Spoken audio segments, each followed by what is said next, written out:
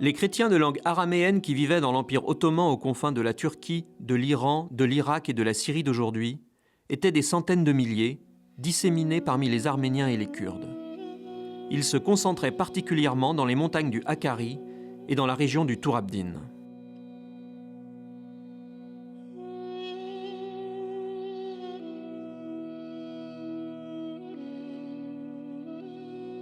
Porteurs des plus anciennes traditions du christianisme, ils seront éliminés du territoire turc au XXe siècle. Et cette disparition sera passée sous silence jusqu'à ces dernières années.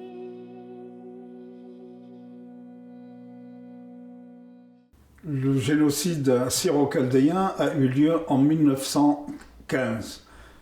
Les causes lointaines remontent à avant 1915. Nous avons assisté à un durcissement de l'Empire ottoman en raison de ces pertes territoriales successives qui l'ont raidi et ont entraîné le pays dans une politique de pan-turquisme, de pan-touranisme et de pan-islamisme.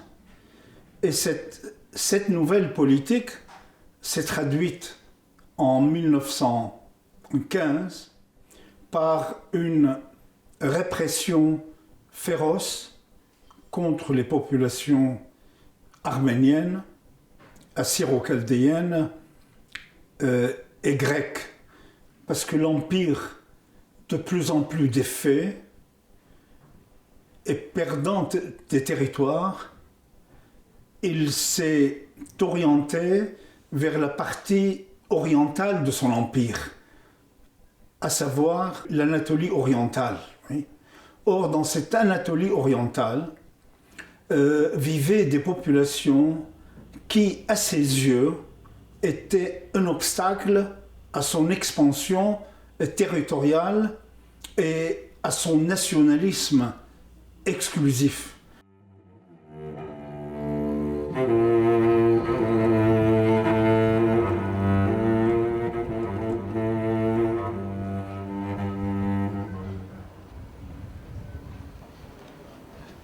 احنا خدعام وطريس ريايو كو عايشين بدول اوروبا لازم مش معينا قولوا دو صيفو هانو هو شرط بين دبا زاري دي بارتو تكبع عبر تركيا لوحي ودوريفي موقع مش معينا هكي قولينا ببروكسل كتيو يارشكيتو دوريفي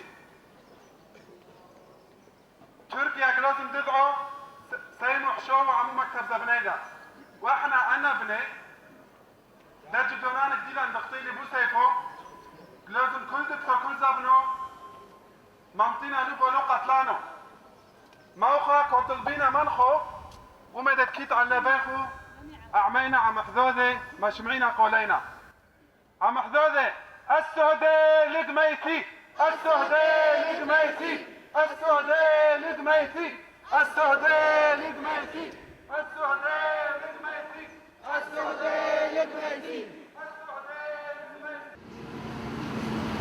يا صبري اسمع لخلخ ايوه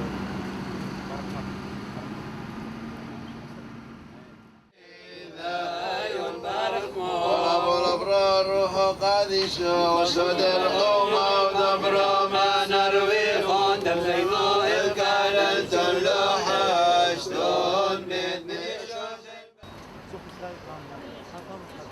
شموع بريخي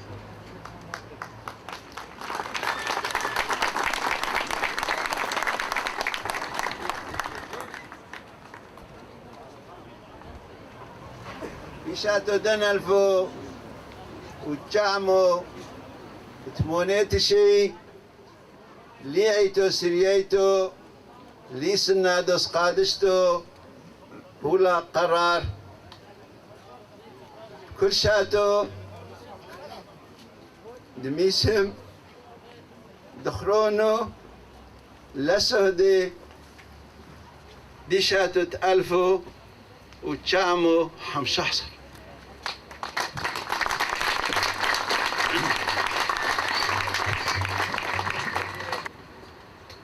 بيس آيات بذرب تشعيشنا لا تمينا كلنا هركي دمذكرينا أسه ذيذا دبيشاتايو بقريا وثي طور عبدين وبكولا كولي أتحمو دبيث نهرين دهاون السهذي لمشيحو كوما ذكرينا أبابون إذن نحن إذن أحوث إذن دلو سبب محلقي لنهر أوثو محلقي لقبوني وقتيلي موخا بساعاته كوما ذكريناني خد كومر أكثو قاديشو هنسي دمذكري لن قميا لوثو طالو أوثي علينا برحمة كو مشكرين الكلخو ميدكو ذي قاريوي راحوقي آثوتو لركي دعم حذوذي مذكرين أشهد إذن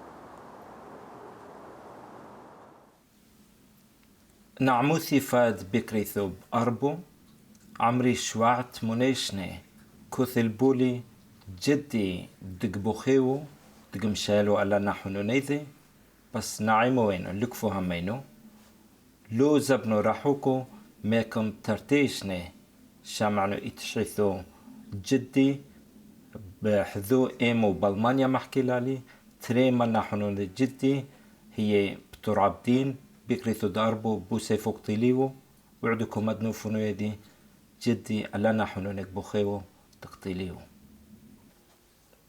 لو بس ايمي وبابي وعامو ذكريثو كولي إنا قد قمنطيو بحث البوليد ميتانطيو وسيفو كميو لو مجغولي جلا مدوناني ومد داثي قرعينا مد رابوا تعايو لو مامتيجو ما مقدو ثبيديخو بس كبوخانو بلالي روحيه كيفاث أثيليو مكريثو دمولتنو ما أربو وبنشني هيكوت كزينو كما كرخنا مروحي مينا قد نافقنا لقادنو دعانو لكريثاي نقله ريتو بس كيفاث كوبولي حيلو بترقو ميذي ليكوت كزينو اسم ضيديو غالب وصيتو لشاني أواري ديذي بكريثاثني كيت أسباب غلب مشحل فيه تم أثرنا ميتشيثو دو سيفو حذو مني يينا قد عايشنو نعيمو أزينو أموم الفونيدي دكريثو الدكثو الأدابازر غلب رحكتوا مكريثو دمولتنو أزينو عايشنو شاتو تامو إنا قد ماطينو أنو شي دي ولاي كل شامعي ودقدوثي حا قاور صابري لا تيميو الحضور دي ذي بس أمدد حسن لي حانا عي مختوثي بس مشيحوي بحياتي الحسيولن فايشنو شاتو تامو كميو توخ كمحوينا لخ أقوري جدونخ دوعا مثخو كزيوينو كمفقيو قرمي كمحوانو ليا قورثي ونو نعيمو لوفو همينو قايو لوفو همينو قايلك محوالي نوشت كتنسا بس هنا قد يارونو فهمنو وعامد كتوي تامو وعامو مشيحويو كولي قطيولن موقع القدريو محوانو لي نوشي دقعو ياشو حما أسبابي دم أثرنا موسيفو هانويو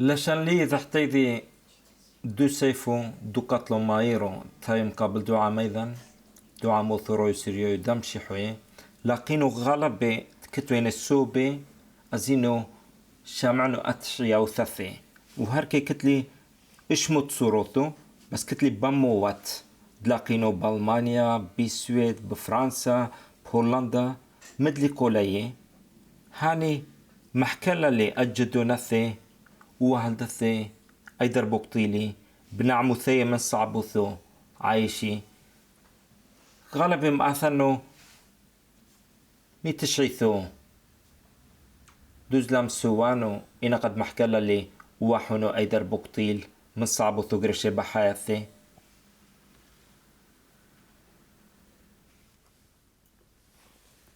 كتلي كورو لي تشعيثاثي كم جاهدنا بحايذي بفلحوني ذي نفكنا مورو توينو كولثي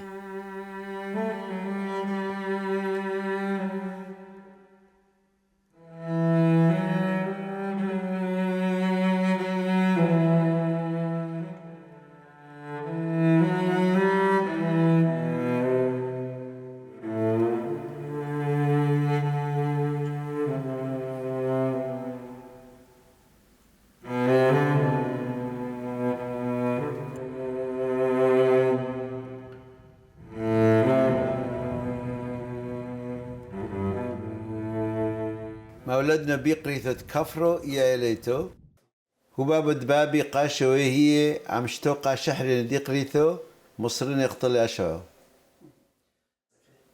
هنا قاي بابي نعيموي عمري شيث شنوي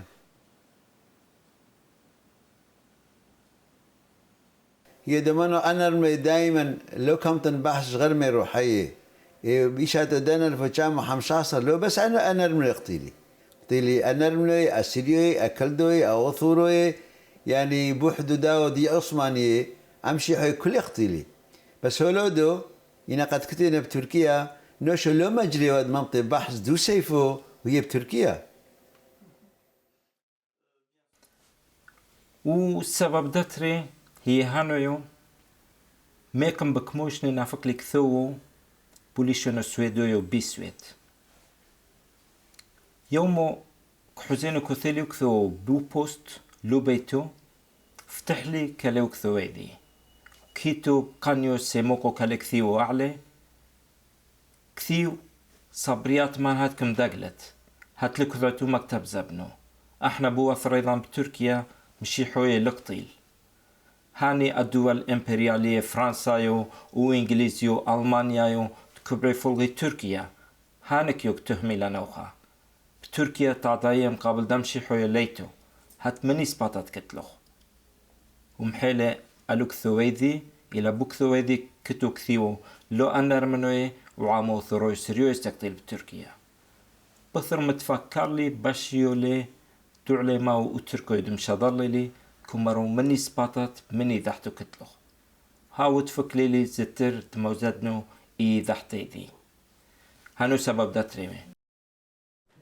La question des Assyro-Chaldéens est au cœur du concept de génocide, puisque l'instigateur du terme, celui qui a forgé ce terme, c'est un juriste polonais, Raphaël Lemkin, dans les années 30, dans ses textes sur les peuples qui ont souffert de massacres généraux dans l'histoire, il cite en effet les chrétiens assyriens. Or, les Nations Unies ont adopté une convention dans laquelle il est dit que le génocide est un crime contre l'humanité parce qu'il s'agit d'éliminer une communauté pour le simple fait qu'elle est différente. Et l'article 2 de cette convention donne quelques éléments. Ces éléments s'appliquent parfaitement à la situation tragique des Assyro-Chaldéens en 1915. D'abord, il est dit que le génocide, il s'agit de meurtre de membres d'un groupe. Le meurtre, bien entendu, un meurtre physique, mais de membres, pas forcément toute la communauté. Un deuxième élément, il s'agit d'atteinte physique et mentale à un groupe. Et là, on s'aperçoit que le génocide, qui contient un élément physique, va bien au-delà du physique. Le génocide n'est pas seulement une élimination physique directe d'une communauté. Il est également une élimination d'éléments d'ordre mental. En novembre 1914, l'Empire ottoman entre en guerre aux côtés de l'Allemagne et de l'Autriche-Hongrie contre la France, l'Angleterre et la Russie. Très vite, l'islam est instrumentalisé et mis au service de l'idéologie nationaliste du gouvernement jeune turc. Le djihad est proclamé par les plus hauts dignitaires. Sur le front Est, les troupes turques affrontent les Russes dans des régions où vivent de nombreux chrétiens, en majorité arméniens. Ces populations avaient déjà subi des massacres dans les décennies précédentes. Mais cette fois-ci, sous l'influence du comité Union et Progrès, le pouvoir ottoman aspire à l'homogénéité ethnique. Il entreprend l'extermination des Arméniens en prétendant qu'ils se seraient alliés aux Russes. Pour accomplir cette tâche, il se fait aider par les Kurdes et utilise l'islam pour justifier ses crimes. Quand éclate la Première Guerre mondiale en Europe, les Russes occupent la province iranienne d'Azerbaïdjan. Cette province est peuplée de musulmans et d'une forte minorité arménienne et d'une forte minorité assyro-chaldéenne autour de la ville d'Ourmia, à l'ouest du lac d'Ourmia, le long de la frontière qui sépare l'Iran de l'Empire ottoman, et de l'autre côté de la frontière vivent les tribus assyriennes du Hakkari ottoman. Alors toute la région est en pleine agitation ou en pleine effervescence, puisque les Kurdes commencent à se manifester sur le bord de la frontière et franchissent la frontière en un certain nombre de raids qui sont déjà repoussés par les Russes, qui sollicitent en même temps l'aide des Assyro-Chaldéens qui forment ou une sorte de petit bataillon à la tête duquel se trouve Ara-Pétros, et que les Arméniens interviennent sous la direction du général Andranik. Les Russes distribuent des armes, à gauche et à droite, d'ailleurs un peu à tout le monde, et les batailles entre Kurdes et Russes ont lieu même autour d'Ourmia, à une dizaine de kilomètres, avant que les Ottomans soient réellement entrés dans la guerre. Et les Assyro-Chaldéens prennent position, franchement position, pour les Russes. En dépit de leur victoire à Sarikamish, les Russes évacuent le territoire d'Ourmia au début du mois de janvier 1915.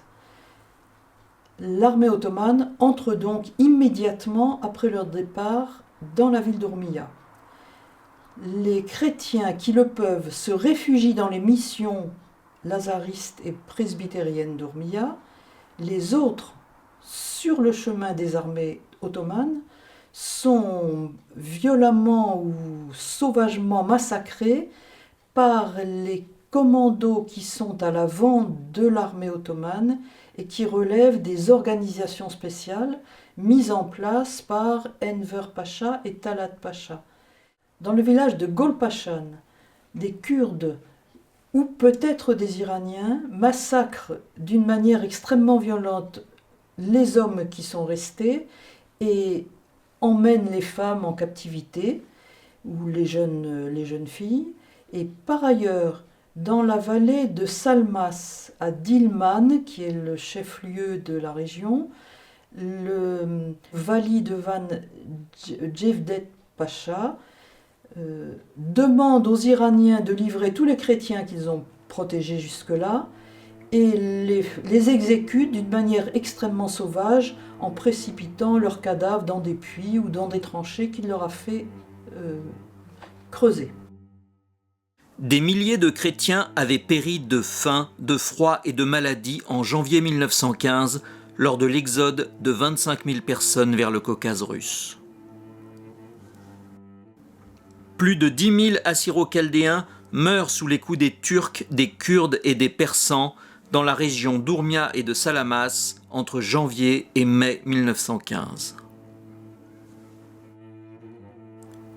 Les femmes et les jeunes filles qui ne sont pas tuées seront systématiquement violées et converties de force. Les Ottomans évacuent le territoire d'Iraniens en mai 1915, au moment où Marchimoun, le patriarche à la tête des tribus assyriennes du Hakkari, rentre dans la guerre officiellement aux côtés des Russes. Il a hésité extrêmement longtemps avant de prendre cette décision. Il le fait parce que les Ottomans mènent des expéditions extrêmement dures contre les chrétiens de Gavar et contre les Arméniens. Les 100 000 Assyriens qui vivent dans les montagnes du Hakkari sont contraints d'abandonner leur territoire pour échapper au massacre. Des dizaines de milliers périssent durant l'été et l'automne 1915, alors qu'ils fuient dans des conditions effroyables pour rejoindre les troupes russes en Iran. Sur le chemin de l'Exode, la moitié de la population est morte tuée, ou elle est morte de faim, de soif, de maladie. On voit ces Assyriens appartenant à des tribus comme les Trouma, les Djulo, les Tiari, en haillons, presque exténués. Une fois arrivés à Bashkala, à Salamas, à Khoy, et quand ils sont arrivés dans cette région, plusieurs personnes les ont accueillis, parmi eux des missionnaires et des compatriotes, des membres de leur communauté. Mais en 1917, les Russes sortent de la guerre. Le chef kurde Simko assassine le patriarche assyrien Marchimoun en mars 1918 dans la vallée de Salmas. Peu après, les bataillons assyriens et arméniens parviennent à repousser les Ottomans à plusieurs reprises, jusqu'au moment où les Anglais, en juillet 1918, leur demandent de venir les rejoindre du côté de la ville de Hamadan, laissant les populations chrétiennes sans défense face aux armées ottomanes. Le 31 juillet 1918, les armées ottomanes sont tout près d'Ourmia. Dans la nuit, Sourma, la sœur du patriarche assassiné, donne le signal du départ vers le sud pour rejoindre les Anglais, de même qu'en janvier 1915, un grand nombre de chrétiens étaient partis rejoindre les Russes au Caucase. Dans la journée du 31 juillet, l'avant-garde de l'armée ottomane commence les massacres dans les missions et dans la ville d'Ourmia des chrétiens qui sont restés et qui n'ont pu se réfugier dans les familles musulmanes. Monseigneur Sontag, délégué apostolique en Iran et à la tête de la mission lazariste, est l'une des premières personnes assassinées par des musulmans. Les Assyro-Chaldéens se retrouvent seuls dans la région du lac d'Ourmia. Impuissants, ils sont écrasés puis massacrés par les Turcs et les Kurdes. Les survivants se dispersent de la Russie jusqu'à l'Irak et disparaissent à jamais de leurs terres ancestrales. En mai 1919, alors que la guerre est terminée et qu'il n'y a plus d'Ottomans sur le territoire iranien, la population locale se retourne contre les chrétiens survivants lors d'un nouveau massacre qui oblige ces chrétiens à quitter la région d'une manière presque définitive. Au total, entre 1914 et 1919, plus de 100 000 Assyro-Chaldéens vont mourir au Hakkari et en Iran. Et ce bilan ne prend pas en compte les très nombreuses victimes arméniennes.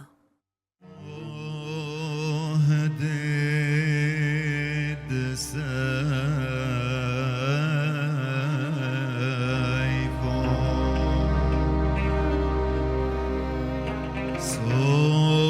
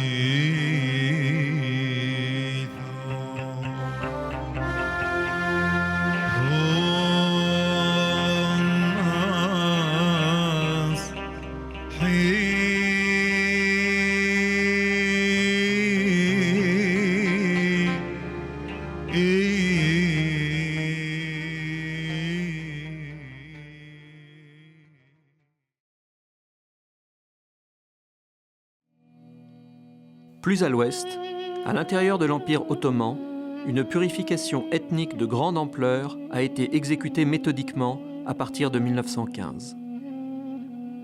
Quelques chefs kurdes ou turcs tentèrent de s'y opposer localement, mais souvent sans succès. On a longtemps dit que seuls les Arméniens avaient été touchés par ce génocide. Pourtant, un exemple nous montre qu'il n'en est rien. Loin des zones de combat entre Russes et Ottomans, et donc de tout enjeu militaire, la région de Diyarbakir est l'un des multiples gouvernorats à forte population non musulmane. La majorité des chrétiens n'y sont pas arméniens, mais chaldéens et surtout syriaques. Ils n'ont aucune activité politique et vivent paisiblement autour des villes de Mardin et Midyat, dans le Tour Abdin, la montagne des adorateurs de Dieu. Je me suis intéressé au vilayet de Diyarbakir parce que tout simplement au niveau administratif, les zones de peuplement syriaque étaient comprises dans le vilayet de Diyarbakir. Et ce vilayet était une mosaïque de confessions, et notamment de confessions chrétiennes. La grande majorité était des Syriaques, donc soit catholiques, les Chaldéens, ou orthodoxes, les Syriaques orthodoxes. Et aussi, dans le nord de ce vilayet, des populations d'origine arménienne, notamment à Diyarbakir. Il est intéressant, à mon avis, de constater qu'il y a une montée en puissance des massacres à partir de 1880-1885, et notamment des grands massacres organisés de 1895. Une telle montée de violence, à mon sens, ne peut pas s'expliquer en 1915 si on ne prend pas en considération les 20 années de massacres réguliers qu'il y a eu à l'encontre de ces villages chrétiens.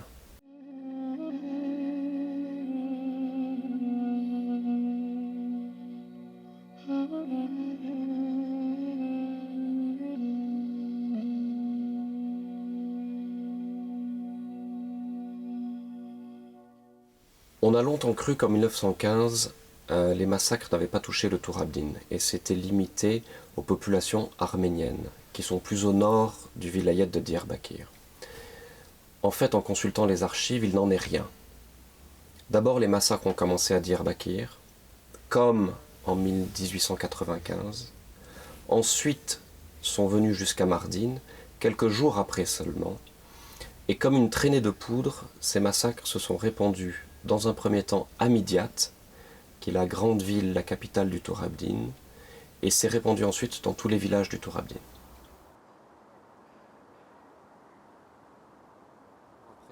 Dans la continuité de ces massacres de Midyat vers le Tour Abdin, les villages mêmes qui sont au cœur de l'âme syriaque, au cœur du peuplement araméen, sont décimés.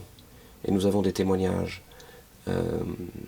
très précis de plusieurs massacres dans des villages et de massacres organisés. Ce qu'il me semble intéressant, c'est la simultanéité de ces massacres.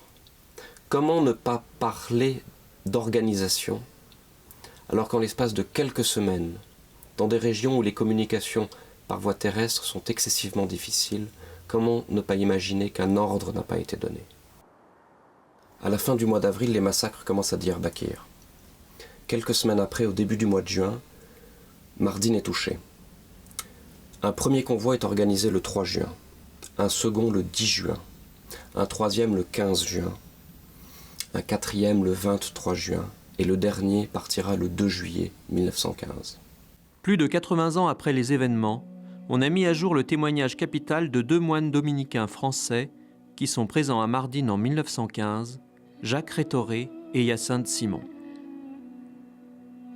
Rétoré vit dans la région depuis plus de 30 ans et parle toutes les langues locales. Il assiste au massacre sans pouvoir s'y opposer. Il écrit « Une nouvelle caravane de la mort quitta Mardin. Au nombre de 600, les chrétiens sans aucune distinction de rite furent tués à la sortie de la ville. Le 15 juillet, toutes les maisons chrétiennes furent pillées. Les femmes qui jusque-là avaient été épargnées se retrouvent sans aucune distinction dans la masse. » Jacques Rétoré poursuit. La maison Caspo, famille syriaque catholique des plus riches de Mardin, se composait des familles de 4 frères dont les 3 derniers avaient déjà disparu dans la tourmente. Le chef de la maison, M. Bogos Caspo, en se cachant, en se déguisant, en payant de grosses sommes, avait pu échapper jusqu'à ce jour à l'emprisonnement. Cette fois, il était pris et on l'expédiait avec toute sa tribu qui comprenait une 40aine de personnes. On y voyait des grands-mères, des mères, des brus, des jeunes gens, beaucoup de jeunes filles et d'enfants. À l'heure voulue, tout ce petit monde sortit de la maison paternelle, sous l'œil des policiers qui, liste en main, confrontaient les sortants pour que personne ne leur échappât. Toutes les femmes et les jeunes filles avaient un voile blanc sur la tête, selon l'usage des personnes en voyage, et comme c'était la nuit, chacune portant un petit cierge pour s'éclairer dans les rues inégales de Mardin.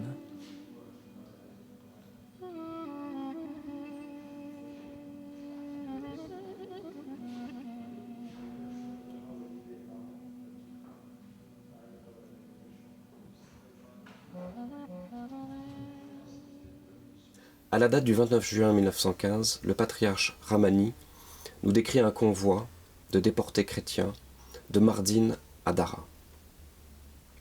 Chrétiens, précise-t-il, de différents rites. Un matin, on les fit sortir de la ville par la porte dite de la muraille. Une partie d'entre eux fut massacrée non loin de la ville. Les autres eurent le même sort près du village de Dara, au sud-est de Mardin, à quelques kilomètres à pied. Ils ont été jetés dans des puits profonds qui étaient les anciennes prisons de Darius. Le patriarche Ramani poursuit. Les Kurdes jetèrent dans ces puits des centaines de cadavres. Durant ce drame sanglant, un homme était assis au balcon de sa terrasse, humant l'air frais du matin et contemplant une rosace de feu piquée sur la plaine. C'était le gouverneur turc de Mardin. Les barbares égorgés et brûlés, lui fumaient sa cigarette.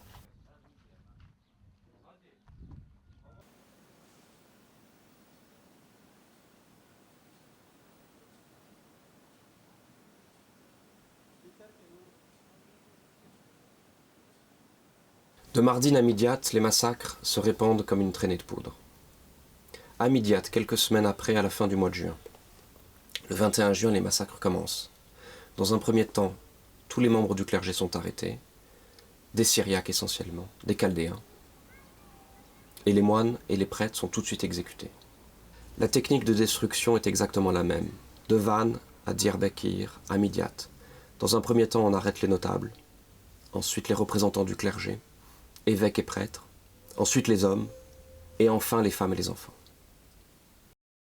Mémorandum présenté par Monseigneur Ramani, patriarche des Syriaques catholiques, à la conférence de la paix sur les dommages subis par les Syriaques pendant la guerre. L'ancienne ville de Nizibin comptait des groupes chrétiens de Syriens et de Chaldéens qui ont été massacrés. De nombreux villages chrétiens qui se trouvaient entre Nizibin et Djezireh ont été détruits complètement. Djebel Tour El Béchérier. Djebel Tour est un pays montagneux situé entre Mardin et Djezireh. Il y avait de ci de là des villages chrétiens habités par des milliers et des milliers de Syriens monophysites, parmi lesquels se trouvaient des Syriens catholiques. On commença d'abord par arrêter les chrétiens dans plusieurs villages, puis à les tuer.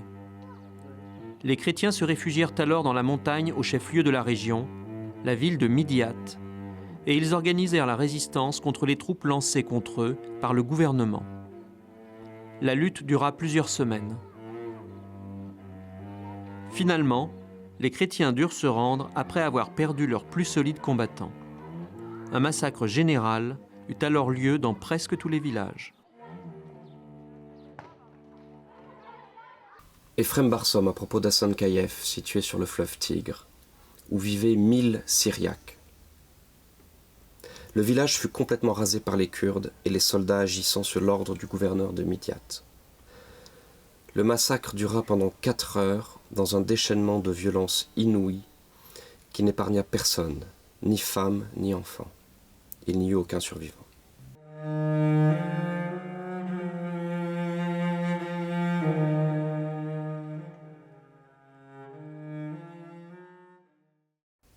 Le monastère de Mor Gabriel est le centre spirituel du Tour Abdin.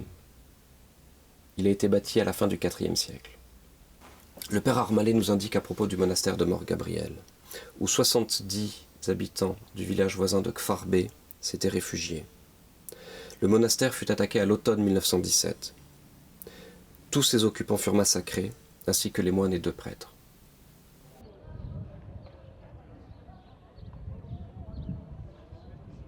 Le Tour Abdin subit 2 vagues d'agressions. La première en 1915, dans la continuité de Mardin et de Midyat, et la seconde 2 années plus tard en 1917. Pour comprendre, il faut se remettre dans la situation géographique du pays. Nous sommes dans un pays de collines et de montagnes. Les populations locales, les Syriaques, n'ont jamais eu l'habitude de se laisser faire et par conséquent se défendent ardemment contre les troupes kurdes et turques. Attaqués la première fois en 1915, les villageois d'Ain Wardo vont résister jusqu'en 1917, aidés en cela par les nombreux réfugiés venant des autres villages du Tour Abdin. À la fin du printemps 1917, ils seront obligés de négocier et seront ensuite massacrés. Nous avons sur la résistance du village d'Ain Wardo le témoignage direct d'Isaac Armalé. Les Kurdes rassemblés au nombre de 13 000 sur les collines environnantes. Ils parvinrent à occuper une colline dominant le village, d'où ils tiraient sans cesse. Et les assaillants vinrent à manquer de munitions. Les Kurdes, ils en envoyèrent chercher à Diyarbakir et Mardin, et reçurent même un canon. Pendant ce temps, le chef des Syriaques, Massoud, faisait fondre tous les objets en fonte ou en plomb pour en faire des cartouches. Des femmes et des enfants mouraient de faim et de peur. Les chrétiens avaient épuisé le gros de leur bétail. Les munitions venaient à manquer. Le siège dura 52 jours, au bout duquel les habitants furent contraints de négocier. Désarmés, ils furent tués dans les mois qui suivirent leur reddition.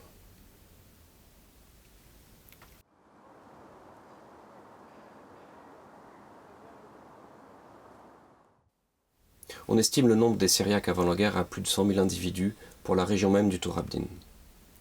Après la guerre, au moment du premier recensement de population, ils ne sont plus que quelques milliers. 90% des populations chaldéennes ont été tuées, et 75% des populations syriaques, orthodoxes et catholiques, ont été massacrées. Voilà le résultat. يعني أنا إذا كنت أميد سبب بوليتيق دقتيلي بس أسيلي لا تولي سبب دقتيلي لطلب لي يعني بو تاريخها أسيلي لطلب لي ميدي 100 عثمان لي أو 100 طايوته كل هي غايدا مترديتو سيد محوينا أنه إحنا سيقتيلينا إحنا سيكم دعينا دمينا بوادمو دسهديدا. Il est à mon sens complètement indécent qu'une famille d'origine syriaque qui a été massacrée dans un même village qu'une famille arménienne ne puisse pas bénéficier du mot génocide.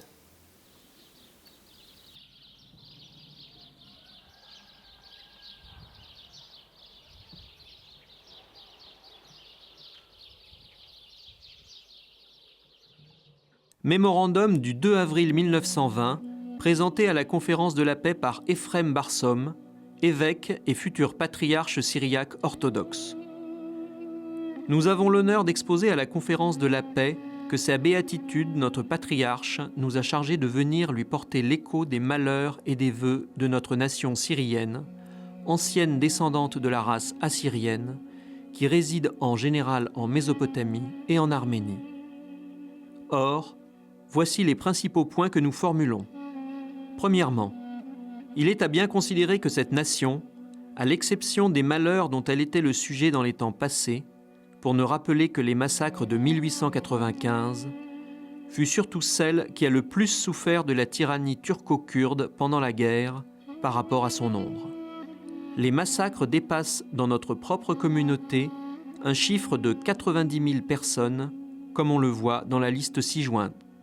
Deuxièmement, nous exprimons le plus vif regret de voir que cette glorieuse race, qui a rendu de grands et brillants services à la civilisation, malgré tous ces dommages, soit si étrangère à la mémoire de la politique et de la presse européenne, qui nomme à tort les massacres des Turcs massacres arméniens, lorsqu'elle devrait donner le nom plus général de massacre chrétien, puisque tous les chrétiens dans le pays susdit ont le même sort douloureux. Bilan des victimes syriaques orthodoxes fourni par Ephrem Barsom à la conférence de la paix. Liste des dommages que la nation syrienne, ancienne orthodoxe en Mésopotamie et en Arménie, a subis pendant la guerre de 1915-1918. Vilayet de Diyarbakir. Diyarbakir. 30 villages, 764 familles, 5379 âmes massacrées. Mardin. 8 villages, 880 familles, 5815 âmes massacrées. Nizibin, 50 villages, 1000 familles, 7000 âmes massacrées. Djeziré, 26 villages, 994 familles, 7510 âmes massacrées. Midiat, 47 villages, 3935 familles, 25 830 âmes massacrées.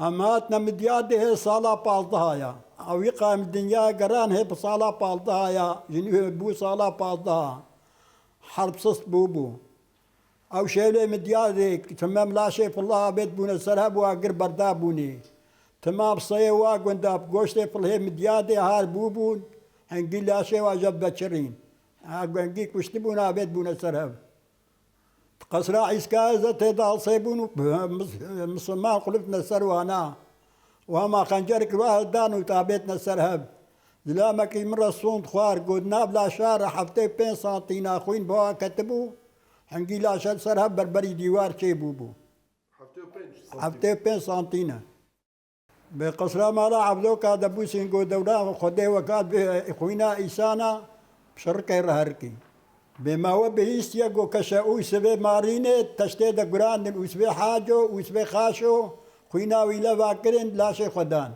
وبيستيا عفروس موقو محكاي عالقونو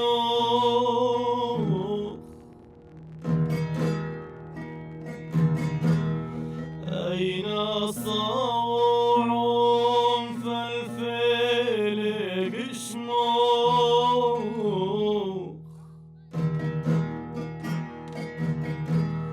عفروس موقو محكاي عالقونو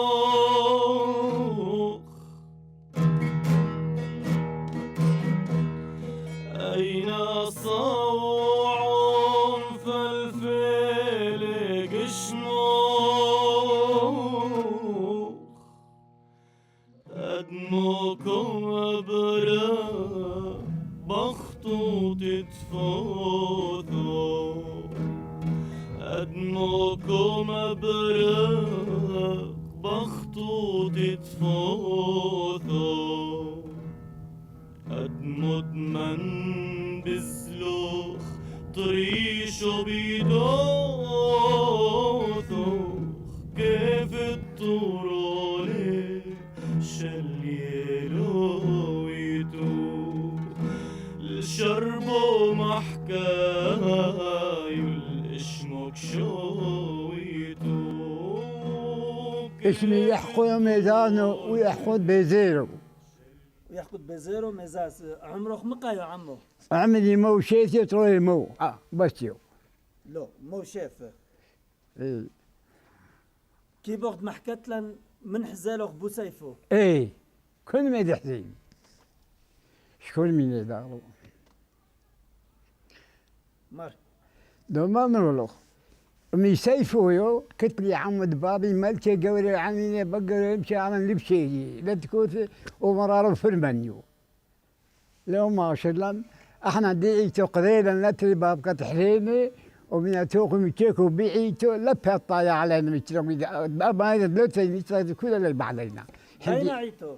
مردو متزاز أوكي مردو متزاز ايه غير آتي مرة سيفويو إذا قليلا داتري بابكار مقتل الحدود وين تأخذ لي عيتو إذا كل مو بابا في بين لو سيتو لي عيتو أما إذا لو تندب علينا لكن كيكي كل حبا قسرتي نافيقي مو عاقل وبيد برثي بطاي هاو مرضو بقتها مهدقت أتلس مو إشي نبشوتي فاشيدا إحنا دي عيتو بقى زلان محويلي قال اختيلا دي تقتل لي هلت بدمالوه وقال له إذا بس لا تغسلني تيلني مبلني لي بيربومي بين الزاد والإشراك ويو فايس حنفي قد أشراك كبيرة في ثبت السوري لو سمي عثماني سيري حاجي محمود اقتل لي أكتب له إشي نبشوته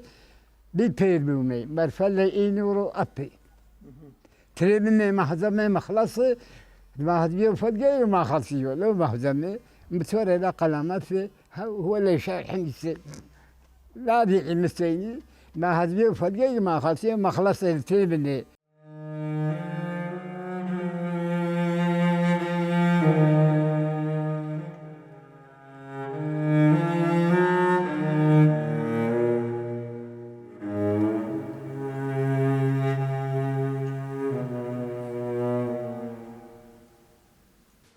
Sur le génocide assyro-chaldéen, il existe une documentation considérable et en plusieurs langues, parue dans les différents pays occidentaux et même en Orient, où une presse en anglais et en assyro-chaldéen, en araméen, paraissait.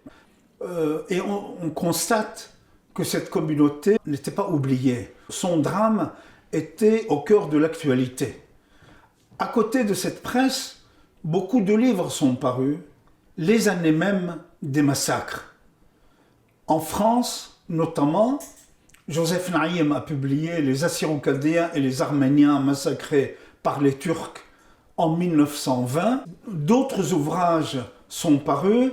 En Angleterre, on pourrait particulièrement citer le livre bleu britannique, publié par le Foreign Office, le ministère des Affaires étrangères britannique, The Treatment of Armenians in the Ottoman Empire, le traitement des Arméniens dans l'Empire ottoman, donc qui est sorti en 1916 et qui contient 104 pages détaillées sur ce qui s'est passé sur les fronts d'Ourmia, de Salamas, d'Azerbaïdjan et de Turquie. Le génocide assyro-chaldéen a débuté en 1915, mais depuis, il ne s'est pas arrêté. Après 1915, il y a eu 1918 et l'exode d'Iran vers l'Irak dans des conditions extrêmement dramatiques.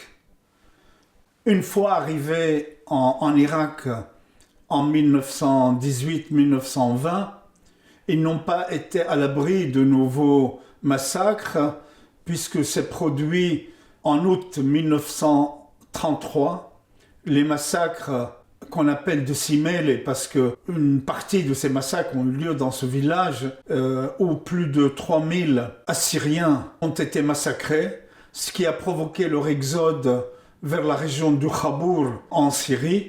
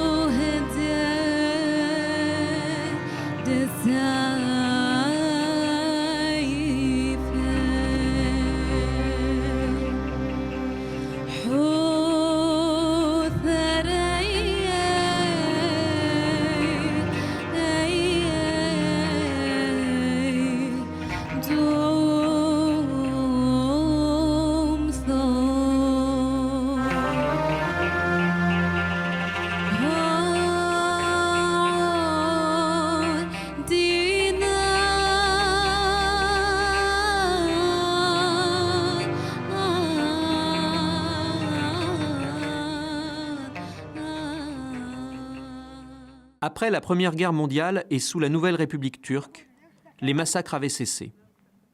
Mais on a continué de pousser les Syriaques survivants vers l'exil, en particulier vers la Syrie sous mandat français. Dans les années 70-80, cet exode s'est encore accéléré, cette fois-ci vers l'Europe, jusqu'à devenir presque total. هي قمدوث لأوروبا تقريبا فالقدوت وروماطنا الصنبل وأسري وأجيرانات أكردوي يعني عم حدادي باسيمو لو عايشيوا وإنا قدات الاسطنبول وبدرك من اسطنبول إيشا تدنا الفجامو حمش شوعي أنا قبديلا إيجولوثو من طول عابدين ومن اسطنبول لأوروبا وهو لو دم دواملات طبعا أنت 3-4 ناقصي بس هو ما يقوم شفاعة ونجلسي مو طورو ومن اسطنبول وثنا لألمانيا للسويد لهولندا لفرنسا يعني لا بلدان أوروبا ولو طوعين بيثنا كتوا حرب بين كردو إلى دي حكومة يعني مآثر لا علم شيحوي دنفقي يعني ما تري قابلة تولي خد حد عمر علاقة باسمته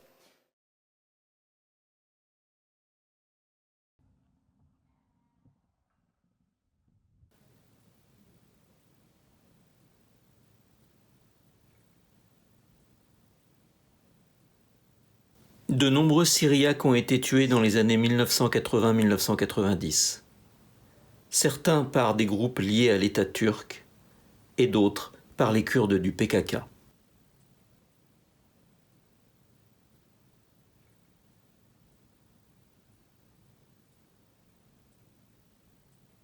On voit ici l'enterrement de 3 personnes assassinées au village de Enlil.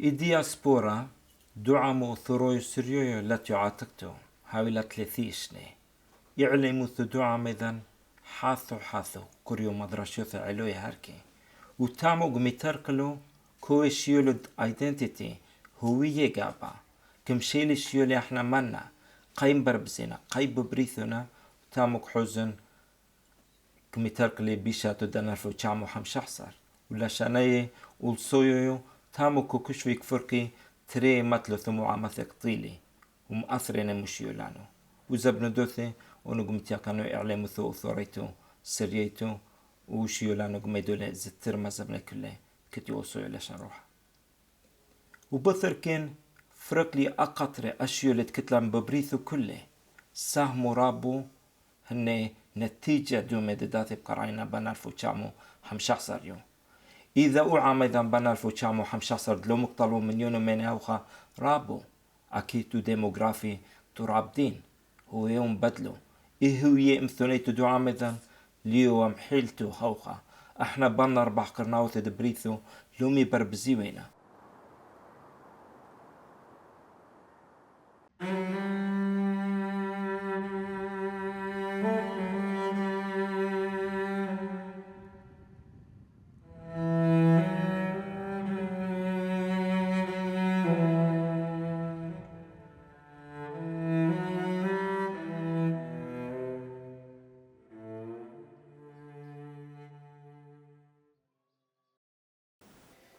تدعونا وميدة كوثي البولي تقريبا ما حمشي هولود كوذانا دمينا ودرم تركيا يعني قارش دمشي حوي دربوا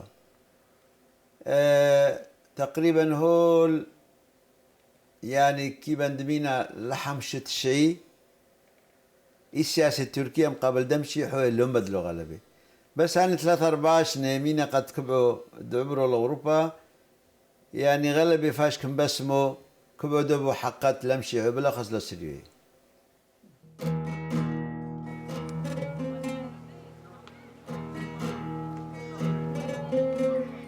أين قطع عبر لبيخون احفر لي صراط واكسر لي عمريخون أين قطع عبر لبيخون احفر لي صراط واكسر لي عمريخون إن كيف رشدتو نوفل عليكم.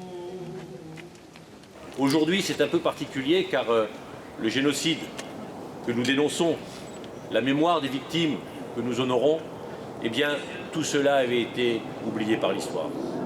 Plus personne, ou quasiment plus personne n'en parlait. Et c'est, je crois, une double peine terrible. Être victime d'un génocide, c'est pour un peuple la pire des choses, car ce peuple peut disparaître. Mais ne plus jamais parler de ce génocide, oublier les victimes, c'est, je crois, un deuxième drame. La communauté assyro-chaldéenne de Sarcelles et les environs est importante à plusieurs titres. D'abord, en nombre. C'est plusieurs milliers, voire dizaines de milliers de personnes qui sont maintenant dans les environs et principalement à Sarcelles. Donc c'est une communauté qui, en termes de nombre, compte beaucoup. La deuxième, c'est que c'est une communauté qui est importante dans la manière dont elle s'est intégrée. C'est-à-dire qu'elle doit être aussi un modèle pour d'autres communautés de la manière dont on peut arriver en France et en quelques années, quelques dizaines d'années, devenir des citoyens exemplaires qui ne posent aucune difficulté, qui sont complètement intégrés et qui à la fois revendiquent leurs racines, mais qui vivent maintenant ici en France en tant que citoyens français d'une manière tout à fait particulière et tout à fait admirable. C'est certainement un des symboles d'intégration les mieux réussis depuis tant d'années en France. Et puis la troisième raison de leur importance, c'est que c'est cette communauté qui a alerté la France sur ce qui se passe en Irak, ce qui se passe pour les chrétiens d'Orient et qui a été capable, quelque part, de réveiller la conscience de la République et de l'État pour faire en sorte que la France soit le pays qui soit le plus actif dans la défense des chrétiens d'Orient. Ces stèles a été érigée ici, c'est la première qui a été érigée en Europe pour commémorer les victimes assyro-chaldéennes du génocide de 1915, grâce aux assyro-chaldéens de Sarcelles et les environs. Pourquoi ? Parce qu'ils nous ont raconté leur histoire. Et c'est là que nous avons découvert que c'était un génocide oublié, qu'on parlait beaucoup à juste titre du génocide arménien, mais qu'il y avait aussi d'autres chrétiens d'Orient, et en particulier les assyro-chaldéens, qui ont été exterminés et qui ont été victimes de ce génocide en 1915. Nous assistons à une mobilisation générale en vue de faire connaître et de faire reconnaître le génocide assyro-chaldéen à l'échelle mondiale, parce que la connaissance est la condition de la reconnaissance.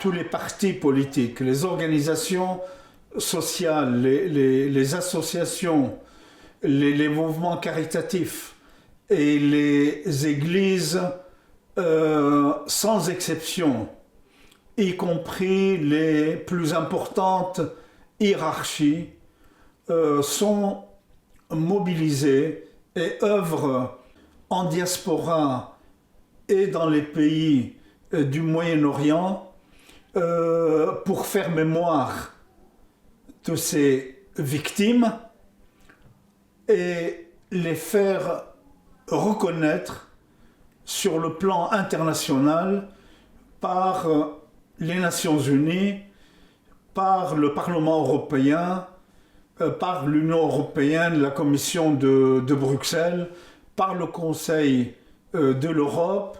Et dans ce domaine, beaucoup de mesures positives ont déjà été adoptées. Le Parlement suédois a adopté une motion dans ce sens. On a eu quelque chose d'équivalent en Australie, en Arménie, aux États-Unis, en France, où le mouvement est assez important.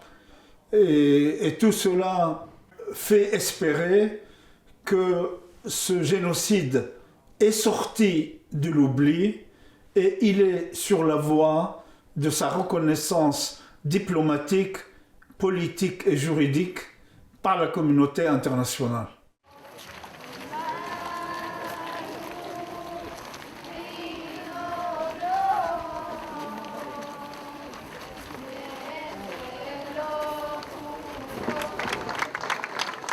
Comme ça, d'accord. Voilà, le monument est attendu depuis 18 mois de travail par M. Malké. Il a passé des soirées, des journées. Il y a de la sueur et du travail d'un homme derrière tout ça.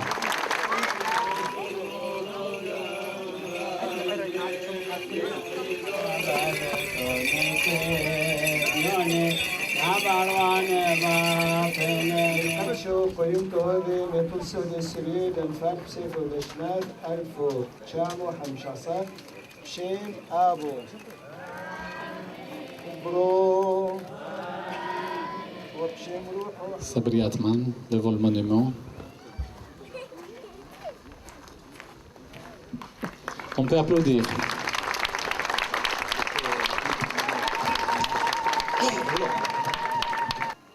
עד יום ההרכה בולי בדוירופה מכתב זבנויו תקומתו وحشوه دي دولة تركيا نافق فودو أعمى وعامو سريويو هاركيو كتولو بحشوه مقاطوليذي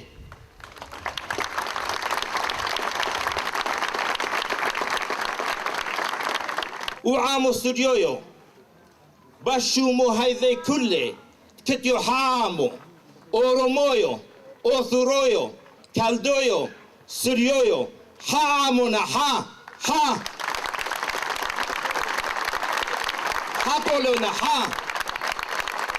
تركيا تروشم عولان لو مو اسني إلو مو ألفو اسناي فويت وسيفو كفويش عيبو وفوثو كنتو بمكتب زبنو دي دولة تركيا السوذي لقميثي وسيفو لقطوعينالي لقمطعينالي تيحي عامو ثرويو سريويو تودي. La Turquie a poursuivi sa purification ethnique tout au long du XXe siècle en poussant les chrétiens au départ. Au XXIe siècle, l'éradication se poursuit en Irak et en Syrie. À l'été 2014, l'organisation djihadiste État islamique a violemment chassé les chrétiens de Mossoul et des villages de la plaine de Ninive où ils vivaient depuis des millénaires. Extermination physique et en même temps volonté d'éradication culturelle et patrimoniale, puisque le musée de Mossoul, le palais de Numrud, qui sont de hauts lieux de la civilisation mésopotamienne assyrienne, ont été démolis. La guerre s'est étendue en Syrie où les descendants des survivants du génocide s'étaient réfugiés. Les islamistes les ont menacés de mort et chassés.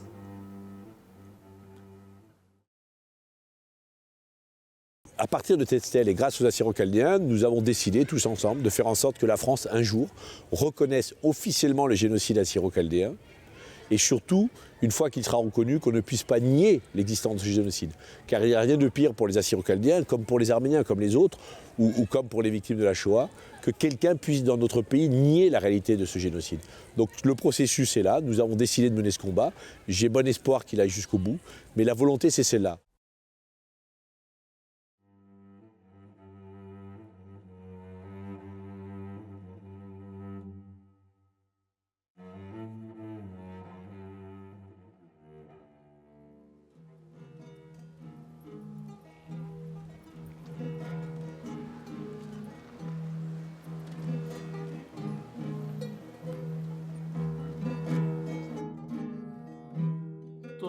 عبدينو الخوك يومينو كتنو عمرو عفر مرابينو تشعيت تسو